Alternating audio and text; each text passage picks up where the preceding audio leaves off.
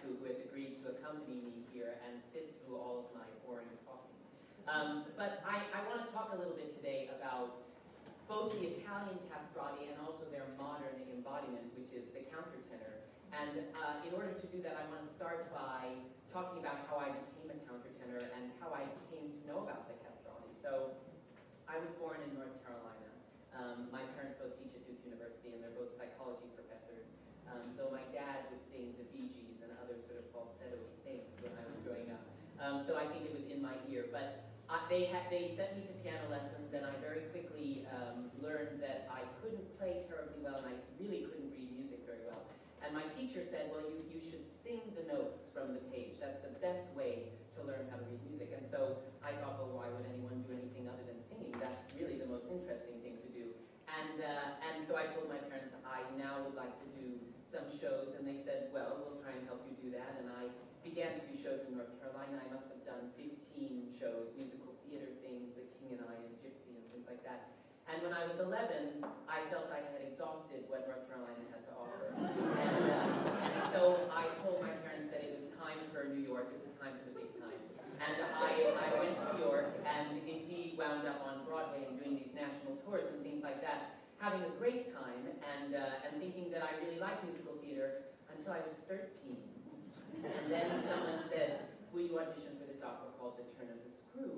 And I said, sure, I've never done an opera, but I wound up doing Miles in The Turn of the Screw, and I was so fascinated by the psychological complexity of the character, and that combined with this incredibly beautiful and challenging music, that I said, forget musical theater, I'm going to do opera. And during that time, one of the opera professionals around said to me, well, you have hair on your arm, and your speaking voice is rather low. Do you think maybe you're a countertenor? And I said, oh, what?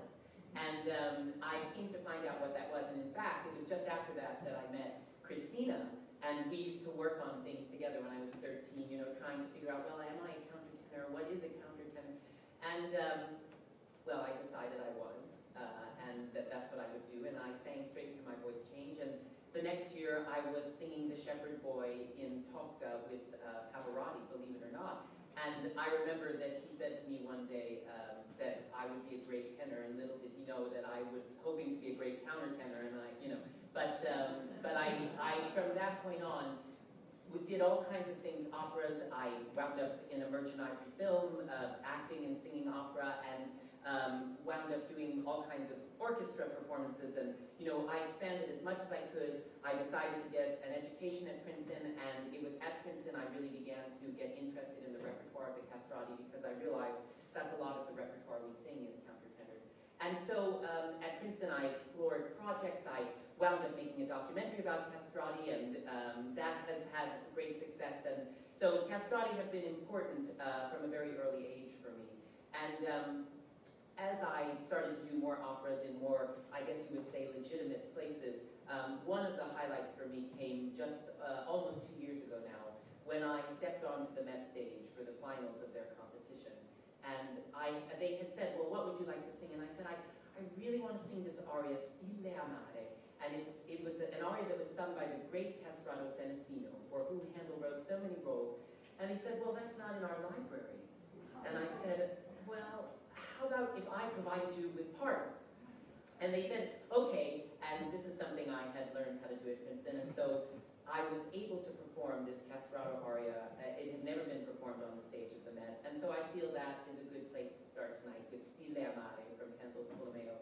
And just so you have a context for what's going on, Tolomeo, and I should say also that we were able to do the US premiere of Tolomeo this summer at Glimmerglass, which was thrilling.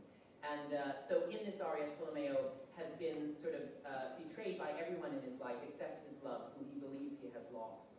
And the villain has said, the only way you can prove your love is to drink this poison. And so he drinks the poison, and you feel the bitter drops, the Stille Amare, that drip down to his chest. Oh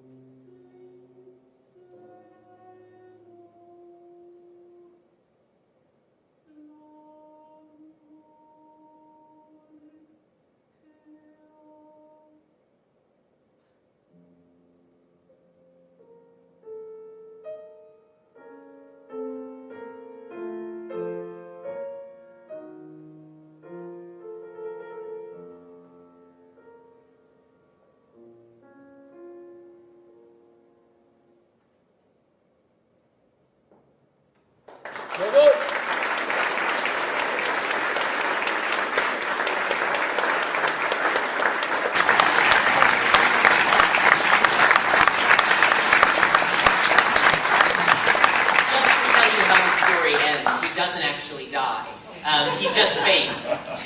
So you can take heart that it's not that sad. In fact, he wakes up, it was just a sleeping potion, much like Romeo and Juliet, and all is well, and he's reunited with his lover, who is in fact alive. And to finish the other story, I wound up winning the Met competition, which was also equally exciting. On we go to the castrati.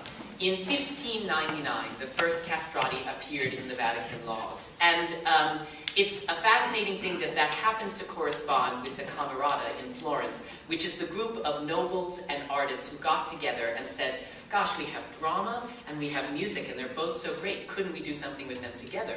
And that was the genesis of opera, and it happens that they sort of appear at the same time. Now, why they appear exactly that year, we do not know. What we know is that composers were really warming up to polyphony. They had come from a sort of a monotone, monochromatic place, and they wanted more polyphony. And of course, women were not allowed to sing either on stage, and especially not in church. And church is where most music was happening, whether it was at the Vatican or anywhere throughout Italy. And so the solution that they found to this was first boy sopranos, but you can imagine a chorus of men and some boy sopranos didn't quite balance out. And so castrati, who were essentially boy sopranos with the power and the capacity of a full-grown male body, seemed the perfect solution. Well, as opera started to become more prevalent, and it started in courts, it did not start in public theaters, but around 1625 in Venice, the first public theater opened. And this is where opera was exposed to a more general public, and when that happened, it was with a castrato. And so really, at the beginning of opera, and at the beginning of its acceptance as a public art form, you have the castrati, and they play this very important role, which I feel is sometimes marginalized now, because I think it's very difficult to think about the monstrosities of castration. But they really are there from the genesis of opera, and they are the ones who were the stars of opera at its inception. And so in fact, they really catapulted opera to its great success and its great popularity as an art form. And what happened is they started to gain this rock star status. And I really think that this is carried over into Michael Jackson, David Bowie. I mean, it was that thing, and the women in noble courts, this is a detail I learned, which I really like, had portraits. And all throughout Europe, they would have these little portraits, and they would wear them as pendants or on the buckles of their shoes or on their belts. And they had their favorite castrato, and they would wear this. And I thought, well, gosh, you know, that's not unlike the T-shirt phenomenon we have today with rock stars. So, I mean, it was really a part of things. And the other thing which I think made them very virile and very attractive as rock stars was their sexual prowess. Now, this may seem very strange in thinking about a castrato, but they were, according to doctors' reports, and doctors were probably not as skilled in that day as they are now, or at least not as knowledgeable if they were as skilled. According to the doctors' reports, they were fully sexually functional. However, they were infertile.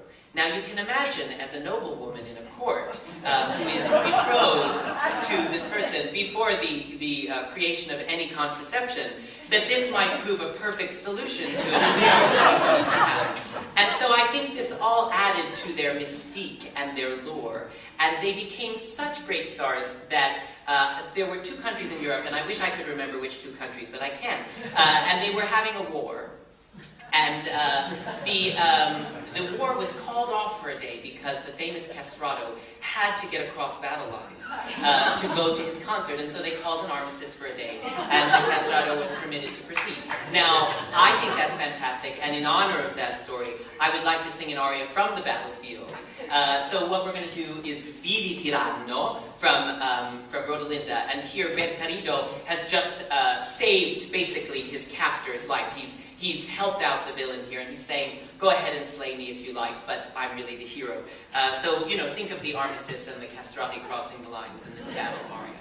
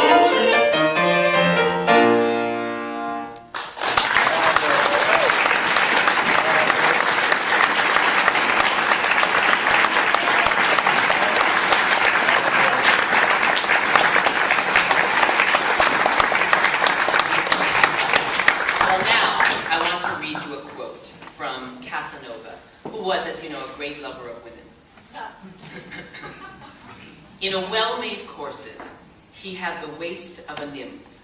His breast was in no way inferior, either in form or beauty, to any woman's. And it was, above all, by this means that the monster made such ravages. Though one knew the negative nature of this unfortunate, curiosity made one glance at his chest, and an inexpressible charm acted upon one, so that you were madly in love before you realized it. When he walked about the stage during the ritornello of his aria he was to sing, his step was majestic, and at the same time voluptuous, and when he favored the boxes with his glances, the tender and modest rolling back of his eyes brought a ravishment to his heart. It was obvious that he hoped to inspire the love of those who liked him as a man, and probably would not have done so as a woman. So I think that's sort of extraordinary coming from Casanova, talking about seeing a castrato on stage. And I think it also captures, you know, the castrati, although they played heroic roles, and what's very interesting is the ears of the audience became accustomed to hearing the hero as this high voice. And that's what they expected when they wanted to go see Julius Caesar. They expected him to be in this range. And that's something that's very foreign, I think, from today's ears, except, as I say, in pop music, where Prince can be, you know, the heartthrob of a generation, even though he's in this very high tessitura. So, you know, the other thing which is fascinating to me about the castrati is how prevalent they were in their heyday in Italy, which was not that big of a country. I mean, it's still not, but it was, especially then, it was even smaller. And there were 4,000 boys a year being castrated, which is an extraordinary number. And you think about, You know, what would lead a mother to allow her child to be castrated? Well, I suppose if you have 7 children, and the priest in the church says, listen, he's very talented, he has the best voice in the choir, he's got a real chance at having a superstar career as a castrato. You would think, you know, sort of like sending your child to a good college, maybe this is the answer to his future success. I'm sure that it was more conflicted than that, and you know, my mother studies post-traumatic stress disorder, so I think a lot about their psychology and how this traumatic event influenced their art making. But generally, you know, the boys were 10, 11, 12. They had to be, and here comes the nitty-gritty, so if you're squeamish, you know, you can cover your ears. But they had to be that age before their voice changed. And of course, though the church was their main employer, it was completely forbidden by the church for castration to happen. So it happened in back rooms, and if you're thinking rusty scissors and all those kinds of gruesome things, that's not actually how it generally was done. Most often, a bath was drawn of warm milk, which was said to calm the children. And then they were occasionally also given opium, which, if I were going to be castrated, I would definitely ask for. And then 2 stones were taken, and the testes were crushed between them, as the men squirm in the audience. So, you know, that's generally how it happened. And it is a gruesome, it is a gruesome thing. But then, these boys left home, and they were sent to one of 4 conservatories throughout. The best was in Naples, and I actually went there and, you know, sort of rapped on the door and tried to get in, you know, I don't know, hoping to find what, but, you know, I saw it, and it existed. And at these conservatories, they would spend hours and hours a day training both how to ornament, what harmonic progressions were, what the bel canto technique is, what is a messa di voce, you know, all of these sort of fundamentals, and they trained so much that not only did they have this great physical advantage, but they also had a great technical advantage, which I think served them incredibly well, and also was a reason that they became superstars. They were sort of shepherded into this. Now, a very sad fact is that about 90% of these boys, of these castrated boys, had absolutely no career at all. As a singer, they became clergymen, they became singers in the choir, but they had no success, and you can imagine the sadness of their life. And I think that you can also imagine the sadness even of the greatest castrato's life. You know, Farinelli, there's a movie which is not historically accurate entirely, but certainly very emotionally accurate, I think, somehow. And he was the greatest castrato, and there, you know, by the public standards, and he retired when he was 32, which I think is really interesting. And he retired on an invitation from the King of Spain, who was suffering from what he called melancholia, which we would probably call depression today. And he said to Farinelli, "What I would like is for you to come live in my castle and sing me the same 4 arias every night before I go to bed. And I will treat you like royalty, and you can do anything you want." And so I think about Farinelli and all the adulation and the success and the traveling and everything he could want. And he gives it up at 32 to go sing for the King of Spain. Now, maybe that's his personal psychology, but I think it also speaks to the difficulty of exposing your wound, both literally and figuratively, on the stage to this public that is craving it and is enjoying it so much. I mean, I can't imagine what that would be like. And I also think that when we sing the music of the castrati, and when we listen to it, and when we experience it, that has to be a part of it, you know, because you know, I just did a piece here this weekend. Jonathan Daw wrote this piece, and, you know, it was a piece he had just composed, and we worked on it together, and I said, well, I feel, you know, as singers always do, I feel that, you know, he really is doing this here. And he would say, oh yeah, okay, well, I guess we can change that if you really have to. And you know, so we changed little things here, and it reflected me, you know, it reflected where I was. And we have to imagine that that was true for Handel, that was true for Gluck, that was true for Mozart, that was true for Vivaldi. And I think that one of the arias that Farinelli sang for the King of Spain was the Vivaldi aria, though we don't know exactly which arias he sang. So I'm going to sing you an aria which would, I think, cure my depression in some ways, if I had it. It is Vedrò con mio diletto il core del mio cor l'alma dell'alma mia, which is, I will see with delight the heart of my heart and the soul of my soul.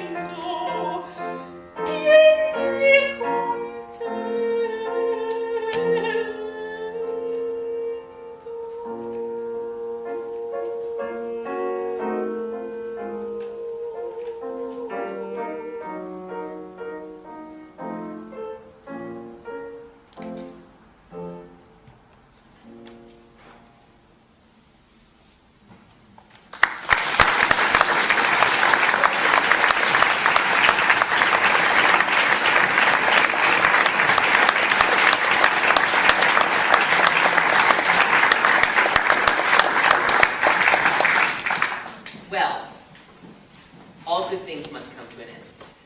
And the castrati began to fall out of favor. And the reason that that happened is very complicated, and we don't know exactly how the public started to sort of be turned off by the whole thing. But I think the emblematic story goes to Rossini. And Rossini in 1813 was writing an opera called Aureliano in Palmira. And he said, I'm going to hire the most famous singer I can. And at the time, it was this castrato named Velluti. And Velluti was, as most castrati were, very proficient in ornamentation, and he believed that this is what he should do, and not only that, this is what he would do, no matter what was given to him. He would ornament, you know, to high heaven. And so Rossini is one of the first composers, when you look at his scores, where he writes out every note that he wants sung, and he does not want any other notes sung, because he's got plenty there. And so he said to Velluti, listen, you know, I've written out all these ornaments, actually, and, you know, I know that's different from the way you generally do it, but, you know, let's do it this way. And Velluti said, absolutely not. I will do what I'm going to do. And Rossini said, then you will not be in my production. And Rossini vowed never again would he write for a castrato. And he's told all of his friends and adoring public that really no one should write or listen to castrati. And so I find that emblematic. However, the castrati, they stuck around. They stuck around, and interestingly enough, they stuck around in church. And the last castrato died in 1922, and he was the choir master for the Sistine Chapel choir. His name was Alessandro Moreschi. And Moreschi, when you look at him, looks like a mafioso football player, which is, you know, funny. But he was not perhaps the prime example, because the prime examples were long past, and the training and the tradition was not there. However, in 1902 and 1904, he made recordings. And they exist, and we can hear and get a sense. I don't say it is exactly what the great castrati were like, but we can hear some really interesting things. We can hear, first of all, a lot of early 20th century affectations, a lot of this crying, you know, which they did. And so we hear a lot of that. And if you can block that out when you listen to this little excerpt play for you, that would be great. But what I think is very interesting is the mix between chest and head voice, which I'll talk more about in a second. But, you know, the castrati were like boys. Their chest voice hadn't gone down. So if you listen very carefully and you're tuned into it, you can hear that the speaking register, the chest voice that we sing in, goes up quite high and blends very easily into, except when he makes that, you know, it blends very easily into that head voice. And so we're going to hear just a minute of Alessandro Moreschi. And when I hear it, I don't want to bias your hearing of it, but I find it, there is something about it in the sound itself, in those pure moments, that is terribly, terribly sad. I'll let it speak for itself, but I think it's felt very deeply. So this is him singing a piece that they would do with the Sistine Chapel choir, Alessandro Moreschi.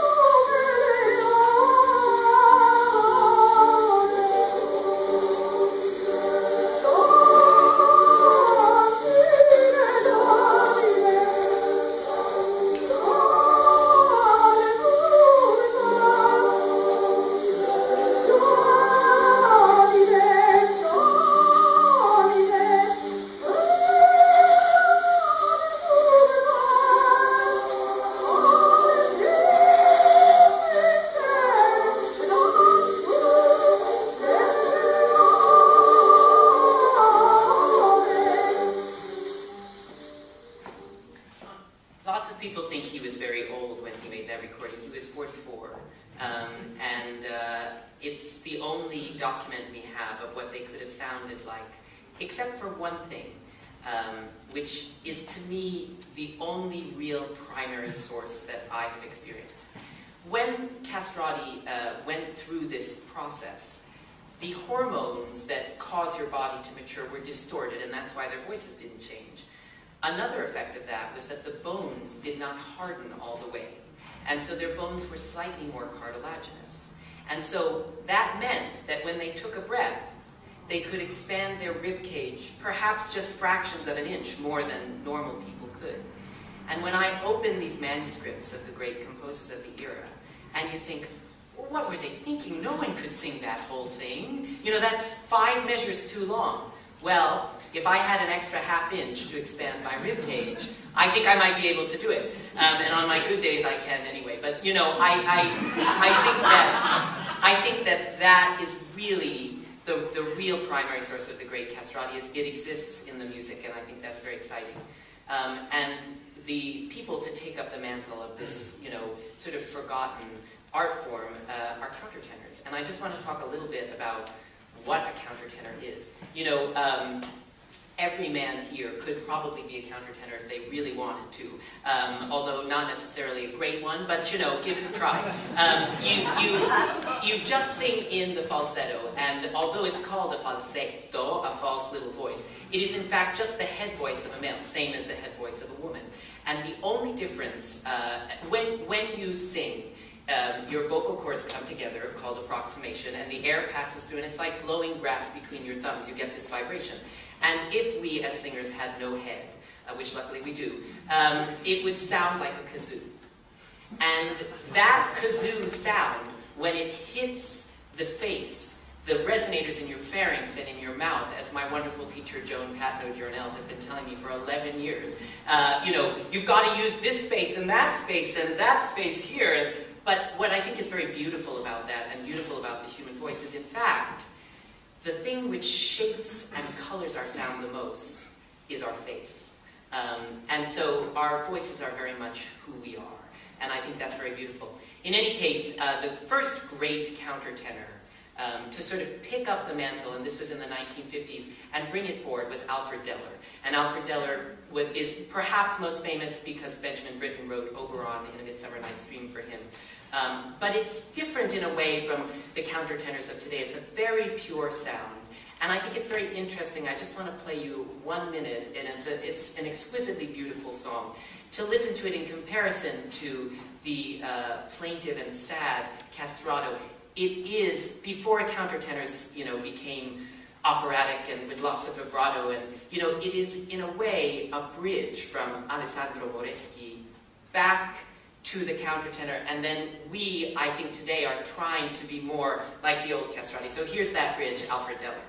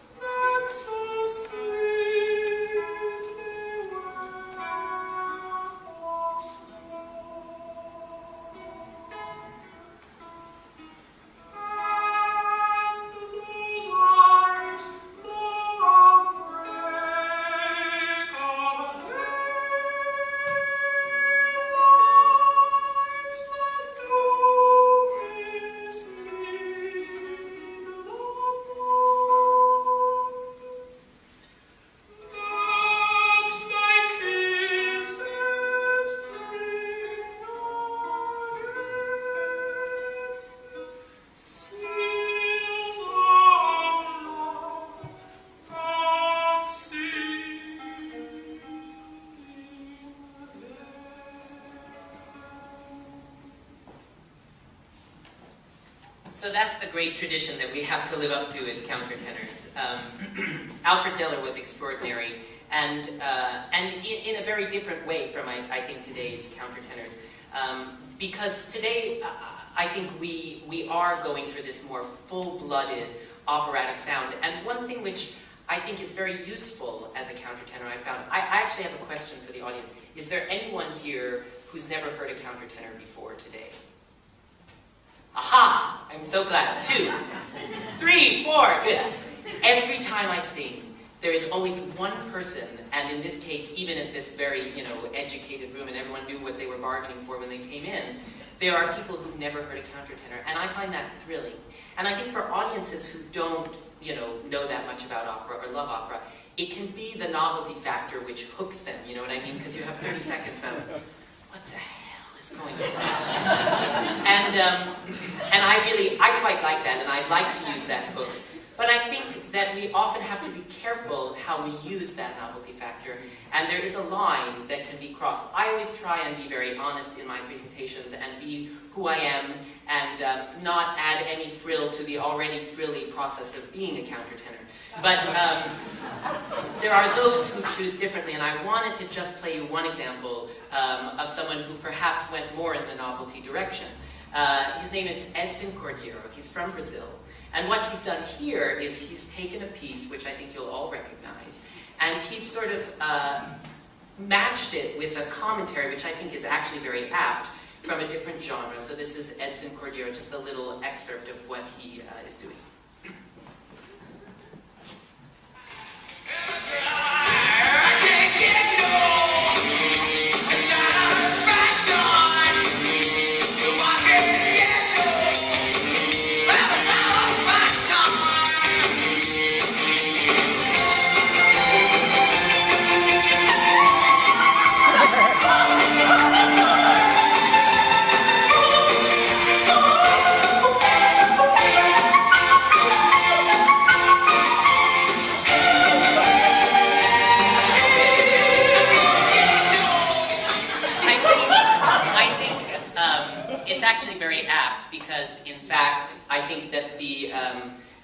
That's a very good character study on the Queen of the Night. I think she probably couldn't find very much sense.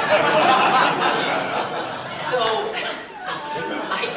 I want to talk a little bit about what we as countertenors do the most, which is Baroque music, and how I look at that. And one thing which I think I know I do every day, is the da capo aria. And there's this general feeling about the da capo aria that it can be very sort of staid and very boring and, darn repetitive, because you have this A section and then you have a B section.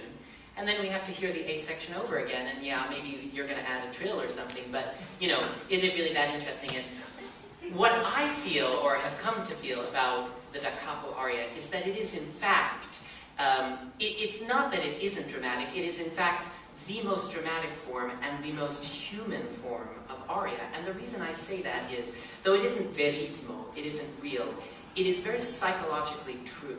Because I think that when we sing, when we have thoughts, we have a thought, it's sort of a declamation, oh, here's the thought. And then often you go on a tangent, well, is that really what I think? Or maybe I think this about that, or, my mother's calling on the other line. And, you have a tangent, and then you return to that thought. And either you return to it with more assurance, or you return to it thinking, no, that's not right, or, well, I'm saying that, but is that what I really feel? That's really, I don't know if it's conscious, but I think in a subconscious way, says the son of two psychologists, that is how we function. And so I think the da capo aria can be quite effective. I'm going to sing another one for you now. Romquilaci, and this guy, this is from Flavio, and this guy Guido is, he's in a predicament, which I think we've all been in at some point or another. He has a girlfriend, he loves her very much, but he doesn't know whether he can be with her because her father killed his father. And, it's a complicated situation, and I don't know the solution to it, but the aria Romquilaci is, I break the bonds of love, I fend off Cupid's darts, and this is what I have to do to avenge the death of my father. And then in the B section he says, can I really give up my beloved? And then I guess you decide what the A prime means in terms of my thought about my thought.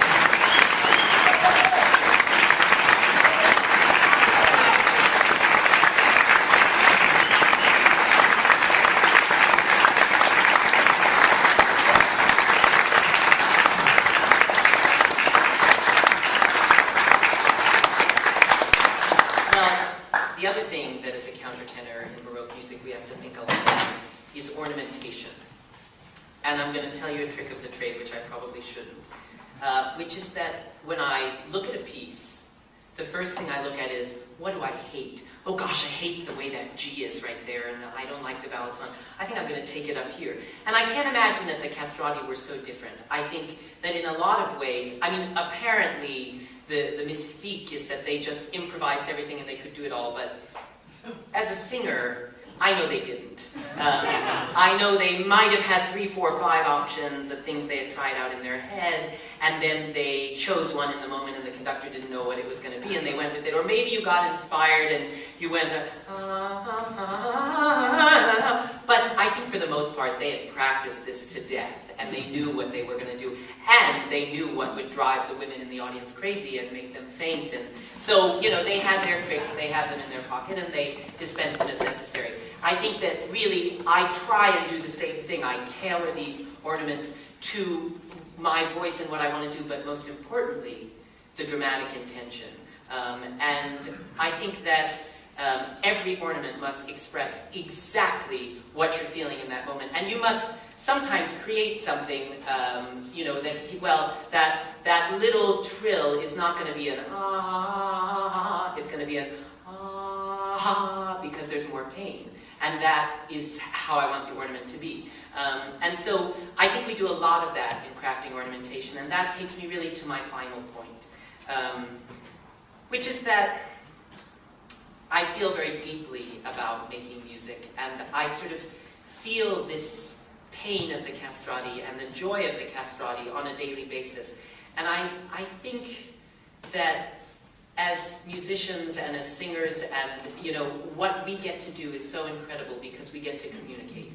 And that is always at the base of what we're trying to do. And there's almost no other time in life except these high moments of emotion when we can communicate with another person with that much intensity. And so to be able to do that and to really honor that and respect that is such a gift, and to do that on an everyday basis. And so I wanted to end with something which is a very dear piece to me, Pena tiranna. Pena tiranna io sento al core, ne spero mai trovar pietà. I feel a terrible pain in my heart, and I never hope to find peace. And I think, I don't know if any of you have ever seen the movie Barry Lyndon by Stanley Kubrick, but when I first saw this aria, I thought, this is the harmonic progression of that Handel harpsichord piece that Kubrick used in Barry Lyndon. And there is such a pathos in the progression of the harmonies, and such a communication which is sad, but it is also accepting of fate. And so I feel this aria somehow is the most prime example of communication, which you know, the castrati were a prime example. And so here is Pena tiranna from Handel's Amadigi di Gaula.